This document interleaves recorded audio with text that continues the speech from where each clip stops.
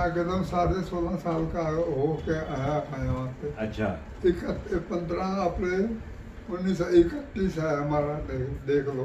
इनका जन्म है जी 15 अप्रैल हाँ। सन 1931 हाँ जी हाँ जन्मदिन है मेरा। हम्म। और वहाँ जो हालात ऐसे थे, हमें डर रहता था, अरे वो बलोची आएंगे लूट मार करेंगे फलाना, लेकिन ऐसा हुआ नहीं। क्योंकि हमारा शहर का जो मुखिया था, पंचायत थी, वो वहाँ का जो खान था, आपको पता है अंग्रेज लोगों ने खानों को दे रखी थी कि भाई तुम इंतजाम करना है। तो खान का डेरा था, बड़ा दूसरा ये पार्क पूरा भरा हुआ है, इतना चौड़ा लंबा चौड़ा उसका डेरा, मतलब अपने घर की जो जगह थी वो खाली थी उसकी, तो उसके साथ यारी बना रखी थी खान से। तो उसने कहा फिक्र न करो, औरतों की ज़्यादा इज्जत का सवाल होता है ना, तो औरतें शाम को खाना खा के अपना सारा इस डेरे में आ जाए सारी। यानी हमारे 2 शहर थे, एक बड़ा शहर था, एक छोटा शहर था। हमारा छोटा शहर था, उसमें जितने औरतें हैं वो सारी वहाँ आ जाती थी। और मर्द जो है रात को डंडा लेके अपना घूमे सड़कों पे। चौकीदारी के लिए हम अपने डंडे लेके घूमते थे और औरतें वहाँ से जाके बैठती थी सारी। तो हमारा तो ऐसे टाइम गुजर आपका गया। पूरा नाम क्या है? पूरा नाम? विशन देव चुग। पीछे कहाँ से है? विशन देव चुग, पीछे पाकिस्तान में, पाकिस्तान। तहसील अलीपुर, जिला मुजफ्फरगढ़, शहर जतोई। जतोई शहर जो था वो मिला हुआ था, वैसे एक छोटा शहर था एक बड़ा शहर था। वो बाद में बना होगा छोटा, क्योंकि उसमें जो ज़मीनें ली थी बहुत सारी, हमारे मुखिया थे अपना जो दादा परदादा, तो वो उन्होंने किया होगा। यानी 3 वहाँ पे, एक बजाजों की लाइन सड़क गली थी, एक चौकों की थी, एक दुधेजा की थी। जब बंटवारा हो रहा था तब क्या कुछ देखा आपने? हमने क्या देखना था, हम तो जो वहीं दुख सुख पढ़ते थे, स्कूल में जाते थे, पढ़ते थे। बड़े बुजुर्ग थे साथ में जब आप? हमारा तो स्कूल में पढ़ता था, 10 किलोमीटर था हमारा हाई स्कूल। फिर वहाँ छुट्टियाँ हो रही थी, या जाते थे या नहीं जाते थे। अब ये चीज़ें याद थोड़ी है। इसके बाद सीधा पाकिस्तान से कहाँ पर आए थे? पाकिस्तान से सीधे वहाँ पहले हमारे पास जो है देखते रहे गोरखा आए, हाँ 11 गोरखे आए ट्रक लेके, और वहाँ भी उन्होंने कह दिया भाई तुमने सब चढ़ना है सब ने। हमारे छोटे शहर की बात कर रहा हूँ, बड़े शहर का भी ऐसे हुआ होगा, वहाँ पे आए होंगे। तो वो गोरखे जो थे 11, और वहाँ मुसलमान लोग जो थे बहुत गरीब होते थे। अक्सर वो शहर से, पक्के शहर से कच्चे मकानों में रहते थे, यानी गांव में रहते थे, ज़मीनें बोते थे, वो बहुत गरीब थे। और उसी दिन मैंने देख लिया कि हमारे सारे लोग ट्रकों में बैठ रहे थे, लेकिन वो बेचारे दूध की मटियाँ ले के फिर रहे थे, और घी की मटियाँ ले के फिर रहे थे। कोई घी ले, कोई दूध ले, कोई वहाँ और लेने वाले थे, होते नहीं थे, हिंदू ही खाते थे सारे। तो 4 रुपए से घी होता था, और उस दिन वहाँ पे 2 रुपए से घी हो गया, क्योंकि लेने वाले कम थे। मैंने भी 4 किलो ले लिया था। लोहे पीतल की बटुई थी जिसमें पानी भरा हुआ था, और उसके साथ और भी बर्तन थे। तो मैंने कहा रोटियाँ वोटियाँ बनवा दी थी पहले घरों में, अपना रोटियाँ बना लो, क्योंकि रेलवे स्टेशन पर जाना है। रेलवे स्टेशन जो हमारे गांव से 48 किलोमीटर दूर था, मुल्तान 72 किलोमीटर दूर था। तो उस 48 किलोमीटर में जाने के लिए तो हमें रोटियाँ भी चाहिए थी, और वो अपना घी मैं देता गया। पहले बसों में गए थे ना वहाँ पे स्टेशन पर, न वही जो उनके ट्रक थे, ट्रकों में गए थे। तो रास्ते में भूख लगी लोगों को, फुलके भी देता था मैं, घी भी निकाल निकाल कर देता, ये खाओ। उस वक्त ये नहीं होता था किसकी चीज़ है क्या है, क्या बता अभी आराम सब मिलजुल के रहते थे। से भी हम पहुँचेंगे या नहीं पहुँचेंगे।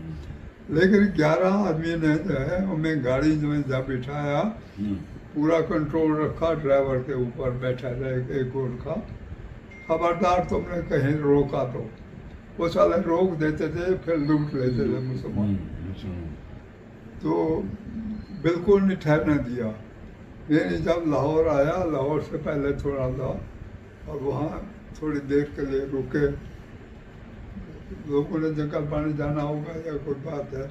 तो एक आदमी हमारा था, वो लूला थोड़ा चलता था, लंगड़ा था, हमारे पड़ोस में था, वो उतरा होगा, वो चढ़ नहीं सका, फिर गाड़ी में ले लेंगे, वही एक रह गया बस। अब बाकी कोई सारी तहसील अलीपुर तक हमारी। हाँ, एक चीज़ और बताओ, क्योंकि जो हमारे खान ने इज्जत ले ली थी लोगों की, शुक्रिया ले लिया था, उसको देखा देखी 5 थाने और थे, हमारी तहसील के 5 थाने थे।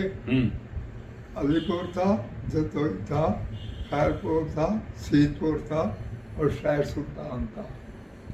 5 थाने थे। 5 में उन्होंने, वहाँ खान थे, उन्होंने कहा वो इज्जत ले रहे हैं, हम क्यों ना ले। उन्होंने भी पूरी रखवाली करी, सारी तहसील जो है इज्जत के साथ आई यहाँ पे। कोई दुर्घटना नहीं हुई, कुछ भी? कुछ नहीं, मेरी लग रहा है कोई बात नहीं हुआ, आराम से आ गए हम सारे। अमृतसर में आए, लाहौर वगैरह कहीं गाड़ी जो है गाड़ी रुकने ही नहीं दी, कहीं भी। TTC में बैठे हैं, अभी आ रहे हैं। वहीं चल रहे हैं। अमृतसर आके उतरे, 30 के नीचे खड़ा है। अभी पहले तो डायरेक्ट आ रहा हूँ। हिसार जाओ, तो वहाँ खाने वाले लोगों ने बड़ी सेवा की, जो सरकारों ने अमृतसर में। नहीं, ट्रक आपका डायरेक्ट वहाँ से, पाकिस्तान से डायरेक्ट अमृतसर? पाकिस्तान से डायरेक्ट अमृतसर में आ गए। तो उसके बाद कोई रास्ते में, जैसे आप पाकिस्तान से आए, उसके बाद रिहाइश में हिंदुस्तान में कुछ आपको मदद मिली या सारी मेहनत खुद की आपने? उस टाइम पे गवर्नमेंट की तरफ से कुछ मदद मिली आपको? गवर्नमेंट की तरफ से मदद मिली, हेल्प मिली गवर्नमेंट की तरफ। गवर्नमेंट हमें क्या पता था, बच्चे थे यार, हमें क्या पता था। स्मॉल टाउन कमेटी थी हमारे पास, किसने की मदद? एक थाना पेरेंट्स को पता, एक थाना था, हमारे हिंदुओं का राज था। कोई ऐसा थोड़ा कि वहाँ चोरी हो जाए।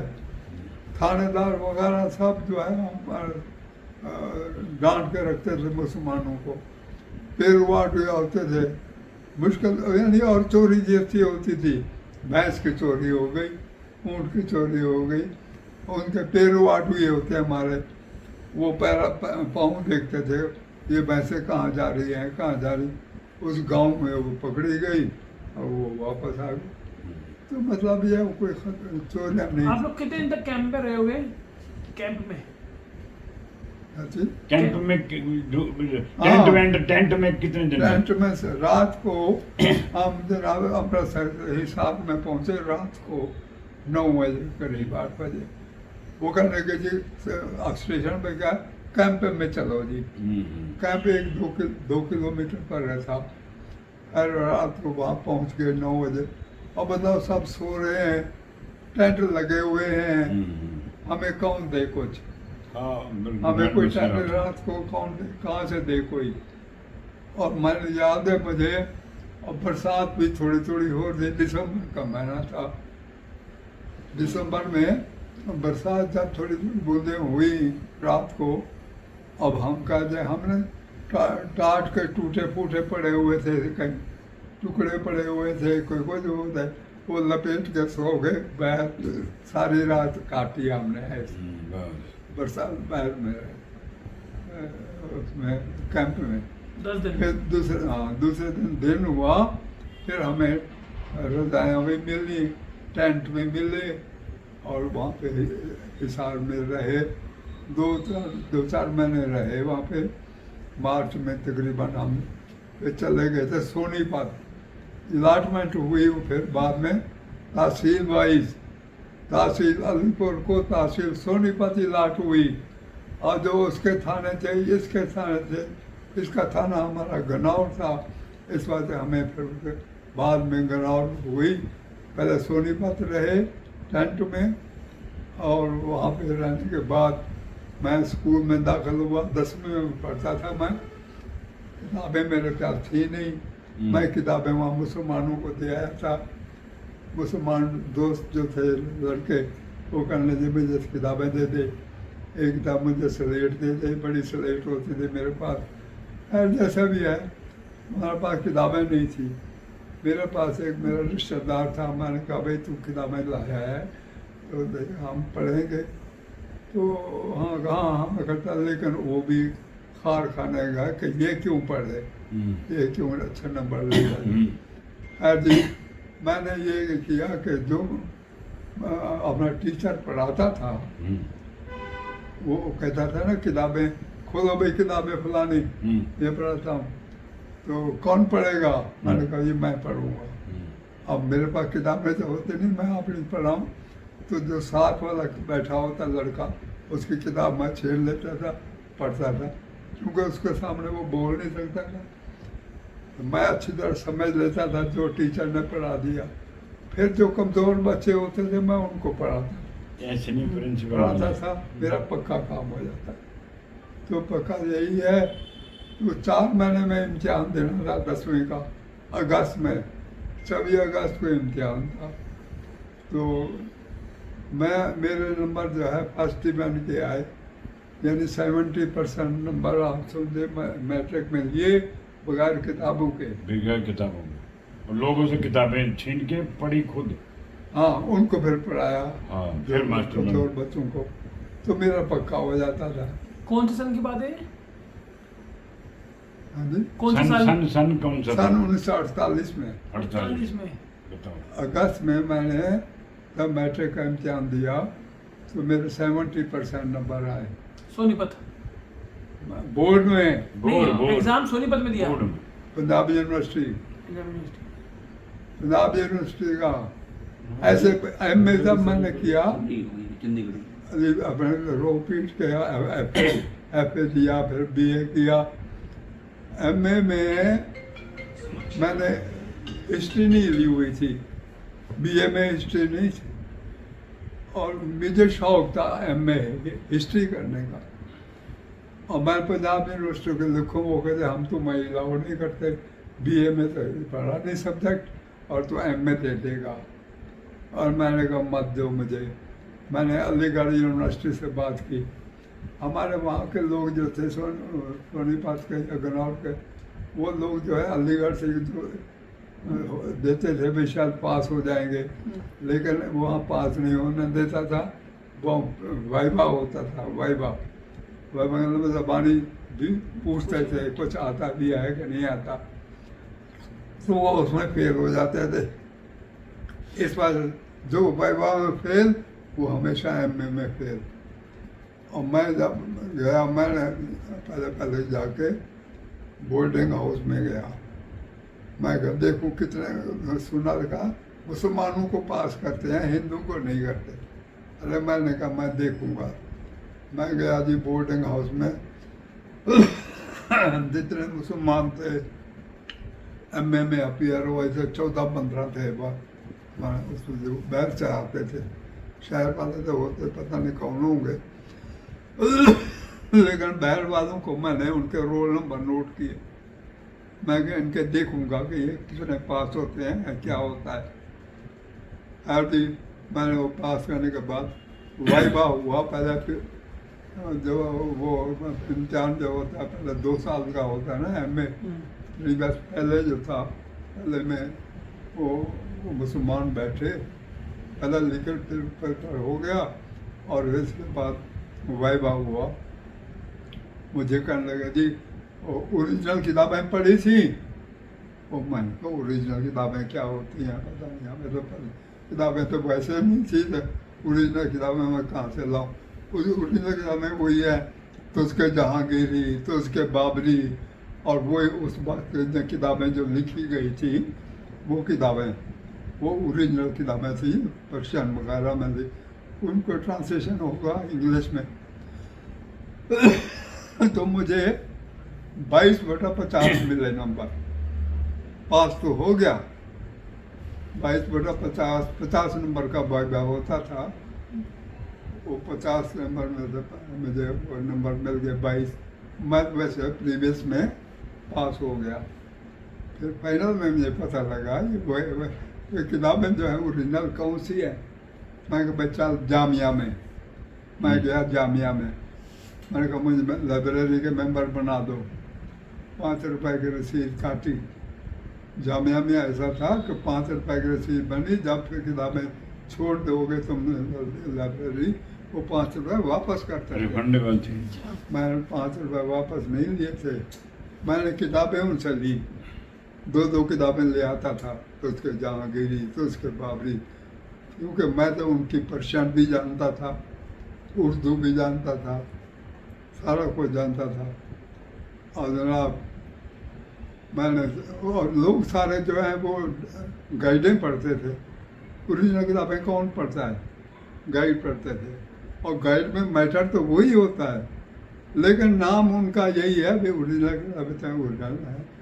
तो खैर जी मैंने गाइड भी पढ़ी और ओरिजिनल किताबें पढ़ी।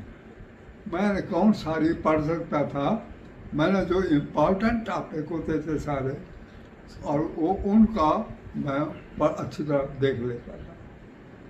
कुछ मुझे याद है कि एक टॉपिक, एक सवाल था, मुझे पता है कि ये ज़रूर आता है, कोई पर्शियन की चीज़ थी।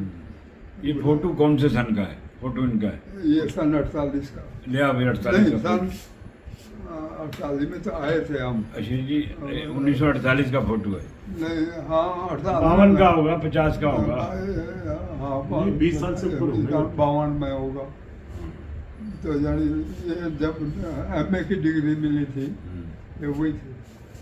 चलो तो बहुत बहुत फिर जनाब क्या अपन सुनने वाली बात यही है, एक बार बैठो। तो मैंने अच्छी तरह देखा कि ये सवाल ज़रूर आएगा इसका वाइवा में। अब मेन चीज़ तो वाइवा थी, और बाकी पढ़ते तो मेरे अच्छे हो गए।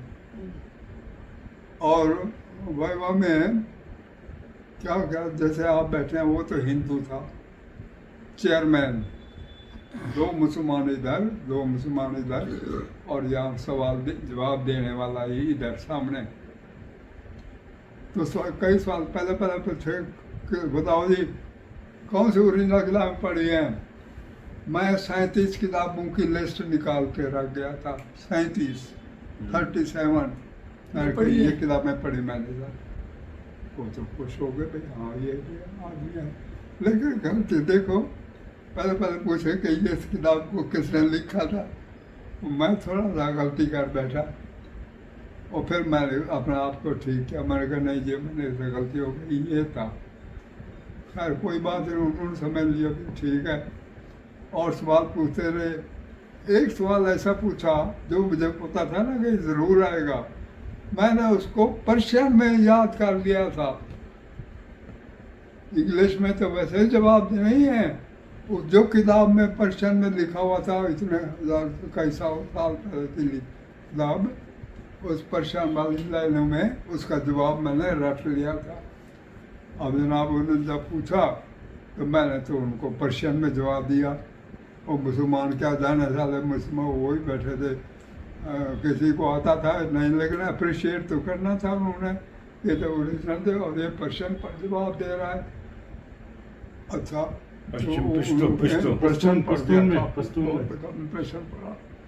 एक सवाल और पूछा, वो ऐसा पूछा कि मुसलमानों का तो सारा यहाँ पे अफेक्ट पड़ गया हिंदुओं पर, हिंदुओं का मुसलमानों के ऊपर क्या अफेक्ट पड़ा। मैंने उनका जवाब दे दिया खूब। अब वो कहे जो हिंदू बैठा था, no no he is wrong. वो मुस्लिम कहे नो ही इज राइट। अब मैं कह फलानी किताब पढ़ो, उस किताब में क्लियर लिखा हुआ है कि ये हिंदू है और ये सारे मुसलमानों के ऊपर। जनाब वो कहने लगे जी ठीक है। जब वो किताब का नाम ले लिया, मुसलमान भी दोनों पार्टी वाले, दो इधर तो इधर, वो कहने लगे ही इज राइट, वो हिंदू कहे नो ही इज रॉन्ग, उसको कौन पूछे। फर्स्ट डिवीजन के नंबर मिले थे मुझे वाइवा में, फर्स्ट डिवीजन के। अलीगढ़ यूनिवर्सिटी। और वैसे ऑन द होल वो मैं सेकंड डिवीजन में गया। अच्छा, क्योंकि सेकंड डिवीजन बड़ी मुश्किल से आते थे, एमए में तो थर्ड डिवीजन होते थे सर। हिस्ट्री में सेकंड डिवीजन लेना आसान काम नहीं, और वो भी 2-4 नंबर से रह गया था फर्स्ट डिवीजन में, तो उसमें बहुत नंबर थे। बस फिर इसके बाद जनाब इम्तिहान ख़त्म हो गया। इम्तिहान ख़त्म होने के बाद फिर हिस्ट्री हमारी देखो क्या कैसे कैसे करें। अब रिज़ल्ट बीए में आ गया था, एमए में आ गया, सारा कुछ जो है। मैट्रिक में जब रिज़ल्ट आया था, बड़ी हालत हमारी उस वक्त ख़राब थी। कहाँ जाए नौकरी, कहाँ क्या काम करें। चलो भाई पानीपत में मकान बन रहे हैं, कोई लेबर का काम कर लेंगे। एक लड़का और था, कचाल जी नु बाहर काटो, मैं आ रहे हैं अपॉइंटमेंट। अब रिजल्ट आए 2 महीने के बाद रिजल्ट आता मैट्रिक का। अब मैट्रिक में मेरे हाई परसेंटेज 70% इंटरव्यू चल रहा है ना, इंटरव्यू चल रहा है, इंटरव्यू तो आ मैट्रिक जाओ में यार, आ जाओ। 2 मैट्रिक में जब इम्तिहान में 2 महीने रहते थे, हम 2 आदमी चले गए, उन्होंने कहा चलते हैं यार पानीपत मकान पर है। तो मैं वहाँ फील्ड में गया, सवेरे सवेरे वो शेयर करने लगा, आपका कितने पढ़े। मैंने कहा यार हम तो मैट्रिक के पास, उस वक्त मैट्रिक की इज्जत होती थी। रिजल्ट नहीं आया। कहते तुम ऐसे करो, तुम दोनों आदमी यहीं बैठे रहे करो रोज, और 2 आदमी आए उसको टोकरी उठवा दिया करो। उगा दिया और उसको उठवा, तुम्हारी जाड़ी पहले 1 रुपया 6 आने मिलती थी रोज़ के, और फिर बाद में 2 रुपये रोज़ के हो गए। खैर जी हमने 2 महीने मेहनत की, बहुत मेहनत की आपने, बहुत मेहनत की। हाँ जी, फिर बहुत मेहनत की। वो भी गुजार दिया। 2 महीने फर्स्ट डिवीजन आई, 70% नंबर आ गए मान। चलो अब बहुत अच्छा लगा जी। नौकरी वाली बात सुन तो फिर चला जाओ बात। फिर जनाब नौकरी के लिए कि मैं गया गुड़गांव। गुड़गांव में डीसी था, deputy commissioner mister Roshan Lal.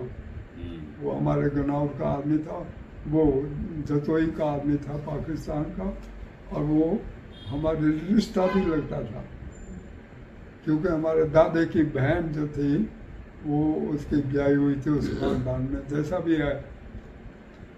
तो मैं वहाँ मैंने कहा डीसी को मिलूँगा।